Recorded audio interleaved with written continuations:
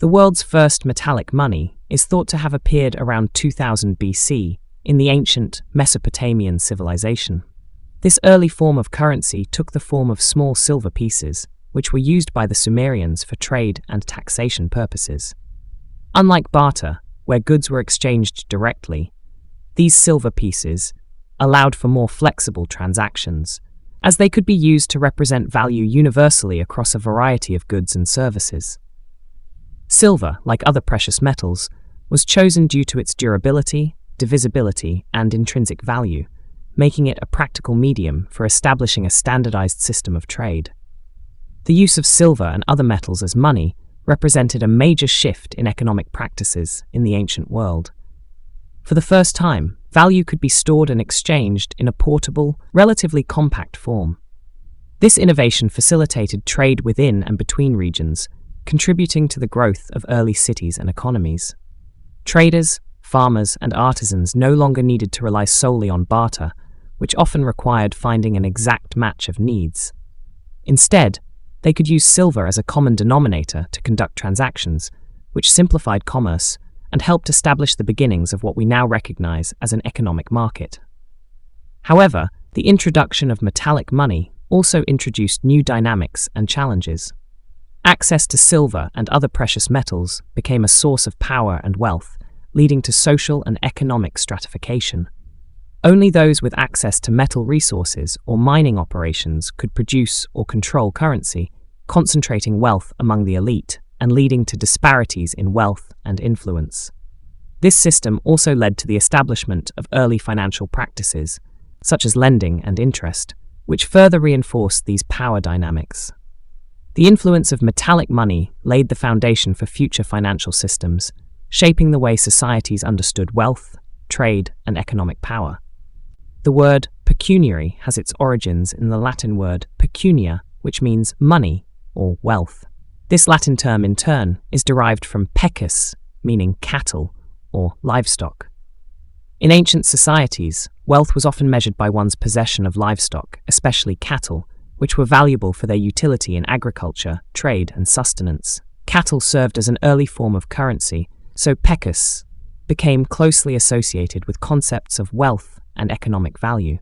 Over time, as money evolved to include other forms of currency, the term pecunia remained as a reference to financial matters, and from this root, we eventually get the word pecuniary, which pertains to anything related to money or finances. The evolution of pecuniary highlights the historical connection between early wealth systems and agrarian society, where livestock was integral not only to the economy, but also to social status and stability. The word's origins offer insight into how ancient economies functioned and how the concept of value was tied to tangible assets. As societies shifted from barter and livestock-based wealth to coinage and eventually paper money, pecuniary adapted to reflect financial matters more generally, though it retains this linguistic echo of a time when wealth was measured in animals rather than currency. Modern money, as we know it, began to take shape in the early Renaissance period in Europe, roughly during the 15th century. It evolved as societies sought a more standardized and flexible financial system. The early forms of paper currency and centralized banking in regions like Florence and Venice, and later in England and the Netherlands, laid the groundwork for a new way of managing wealth and economic transactions. The shift towards modern money was largely driven by the rise of banking families, particularly the Medici family in Florence, who pioneered the use of financial instruments like promissory notes and credit systems. These early banking practices allowed merchants and nobles to conduct large transactions without needing to carry vast amounts of metal currency. The Bank of England, established in 1694, represents a significant milestone as it formalized the issuance of banknotes and became the first central bank that could issue a standardized currency. This centralization and standardization of money were essential to supporting international trade and the expansion of the British Empire. One major positive change modern money brought to society was the facilitation of economic growth and expansion.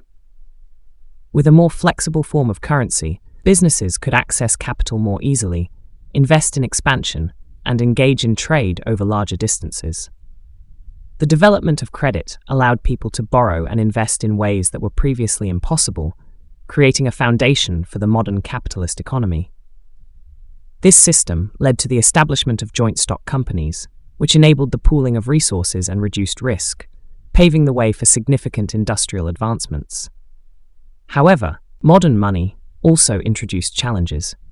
The reliance on credit and interest-based financial systems meant that debt became a central feature of economic life. This shift created both opportunities and vulnerabilities, as individuals, companies, and even governments could take on large amounts of debt with the potential for substantial economic growth or catastrophic failure. Periodic financial crises, such as the South Sea Bubble in the 18th century, were early signs of the risks associated with speculative investment and over-reliance on credit. Modern money also changed social structures and power dynamics. Wealth increasingly concentrated in the hands of those who controlled financial institutions or had access to capital, leading to greater economic inequality. The power of banking families, and later corporations, to influence political and social outcomes grew, as governments often became reliant on these financial institutions for funding wars and other major projects. This concentration of financial power has shaped social hierarchies and influenced policy decisions worldwide. On the positive side, the development of modern money has enabled governments to finance public services and infrastructure projects through mechanisms like bonds and taxation. This financial flexibility allowed for the building of roads, schools, hospitals, and other essential services that contribute to public welfare. Without a standardized form of currency and centralized banking systems, these large-scale projects would have been difficult, if not impossible, to fund sustainably. Today, the impact of modern money continues to evolve, especially with the advent of digital currencies and the potential for decentralized finance. While modern money has facilitated unprecedented economic growth and innovation, it has also created cycles of boom and bust, and heightened economic inequality. As we continue to navigate the challenges and opportunities of modern financial systems, society must grapple with finding a balance between economic growth, financial stability, and social equity. In the future, money is likely to evolve in ways that reflect our increasingly digital and interconnected world. Digital currencies, such as cryptocurrencies and central bank digital currencies, CBDCs, are already shaping what money might look like. Cryptocurrencies have introduced decentralized, blockchain-based money that isn't controlled by governments or central banks, offering potential for privacy, security, and ease of international transactions. CBDCs, however, represent digital versions of national currencies and are being explored by many countries as a way to improve transaction speed, reduce costs, and enable real-time monetary policy adjustments. Future money could thus become primarily digital, secured by cryptographic technologies, and be accessible across borders in ways that traditional fiat currencies are not. The future of money may also involve more personalized and programmable features. With advances in technology, governments or private institutions could program money for specific uses. For instance, programmable digital money could be set to only be used for essential goods or expire within a certain time frame to encourage spending in economic downturns. Similarly, conditional payments, automated tax deductions, and integrated budgeting could become features built into money itself, using smart contracts and AI. These technologies could transform money from a static tool into a more dynamic, responsive one that can adapt to individual needs, economic conditions, and policy goals, creating a more tailored financial system.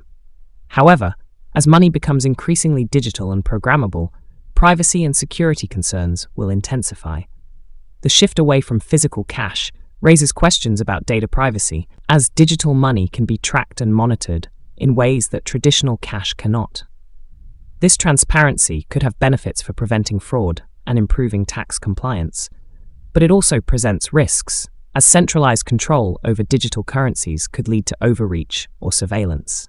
Additionally, the digital divide might leave certain populations, particularly those without reliable access to technology, at a disadvantage. Ensuring accessibility, fairness, and autonomy will be critical as we navigate the ethical and practical implications of money's future transformation.